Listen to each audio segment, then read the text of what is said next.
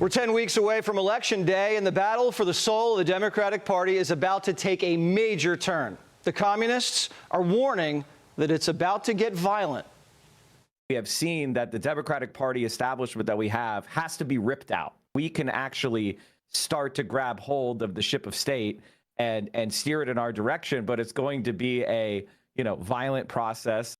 Over the weekend, a screaming match broke out between Florida's Democrat Senate candidate, Angie Nixon, and the chair of the state's Democrat Party.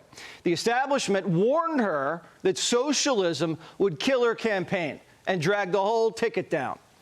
Angie told the woman this, quote, "You never gave a care about me from the beginning, and now you're telling me how to run my campaign?" Angie beat the machine with no name ID, no money, no ads, just like Abdul in Michigan, who's warming up in the bullpen. And now Angie's telling the party to stop gaslighting her. She's doing things her way, and her way is simple. She wants to run the country like her communist bookstore.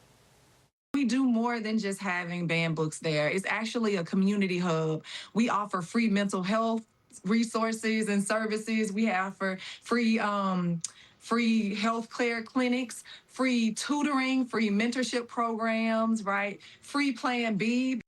The morning after pill with your coffee? I don't know what Angie's cooking up, but it's not working.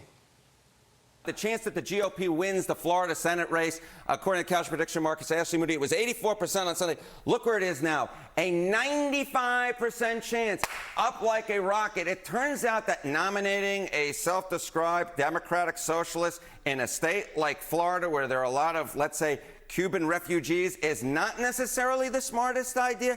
The Democratic Party and those Democratic voters essentially probably taking this race off the board. Sources inside of the party are just buckling up and waiting until it's over.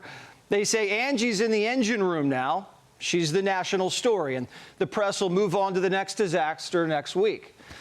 I won't. I have a soft spot for Ange. She's electric. We're sending Johnny to the coffee shop to buy some porn. Yeah, she sells porn. But the DNC is trying to spin it like a win. Clearly, she showed that she could win. And that's what matters the most. At the end of the day for us, as much as the Republicans are going to try to make a big deal out of this, I've always said there's more that unites us in this party than those differences. And yes, we are a big tent party. Ken's confused. Democrats haven't won anything.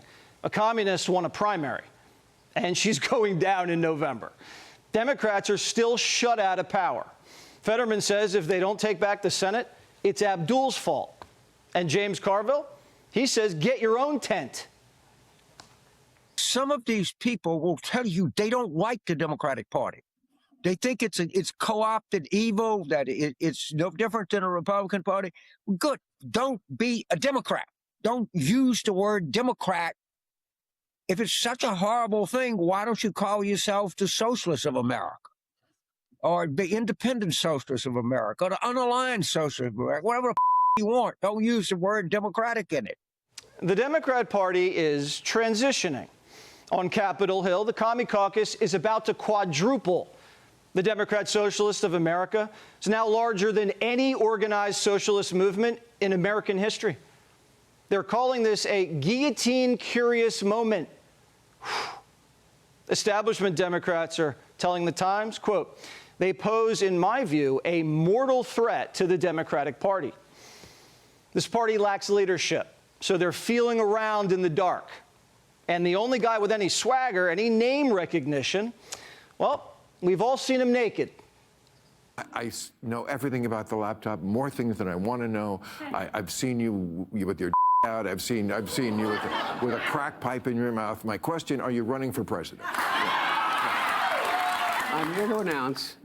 Yeah, exactly. Have you thought about that? Yeah, no, I haven't. No, here's my thing. If I announce for president, then somebody should check and see if I relapsed. That's what I.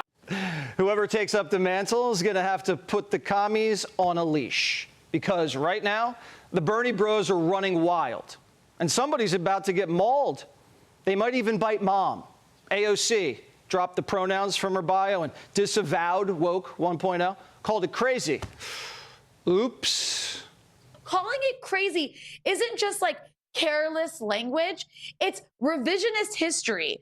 And it's unacceptable from politicians who, by the way, owe their careers to the exact energy they're now describing as some sort of silly aberration that they can just dismiss and move on from. So the Democrat establishment, they're the ones on the leash. You have a faction of energized, door-knocking radicals, savvy with social media, going through political puberty, realizing they're stronger than they think. Would you accept an endorsement by the DSA? I would not. I'm not going to sort of look into all these endorsements. I'm not going to reject an endorsement by certain individuals at the DSA, but I'm certainly not seeking the endorsement from the DSA. I'm not saying no, but I want everybody to know I'm not asking. Van Hollen, he's the front runner for Schumer's job if the Senate gets new blood. Abdul in Michigan says he's going to chuck Schumer overboard if he gets in. And that's a big if. The far left's proven they can win primaries here and there. They've proven money can't stop them. But can they win a general election?